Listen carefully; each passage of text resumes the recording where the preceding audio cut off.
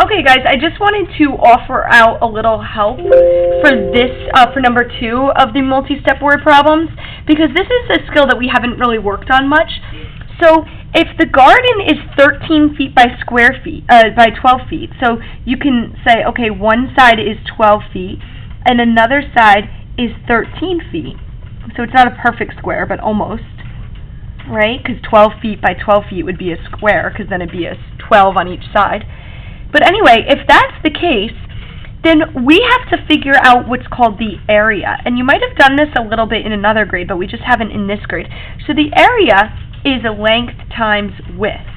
So you would actually do 12 times 13 for this one, okay? And so you would be finding the total area. Now, because it's two-dimensional, length times width, your answer is going to be whatever you decide. I'm not going to solve for you.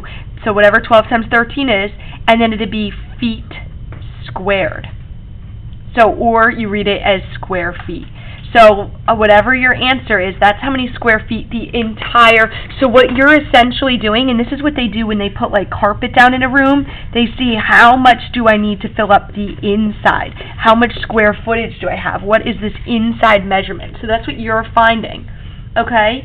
And then if they're going to put vegetables in part of the garden and plants in part of the garden, you have to figure out, you have to read the question carefully and figure out how much is going to be left over to plant flowers if 120 square feet are for vegetables, okay?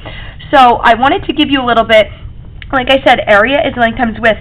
Volume, just so you guys know, and this is in the future we'll be learning about this, volume is when you want to know the inside measurement of something, but it's three-dimensional. And for that, since it's three-dimensional, you do length times width to find this part, but then you also multiply height. Okay, so pretend this was 12 by 13 by 4. You would do 12 times 13 times 4. Okay? And for volume, so this is volume, this is different. Volume, your answer, because it's three-dimensional, so say this is feet, 12 feet by 13 feet by 4 feet, whatever your answer is, it's going to be feet cubed, or cubic feet. Okay? And so today you don't have to worry about the volume, I just wanted to show you that. Today you're going to be worrying about finding the area and then reading the question. Okay, remember, one tip when you're working on all of these is to annotate while you're reading. Okay, while you're working, make sure that you're not missing anything since they are multi-step and that requires a lot of work.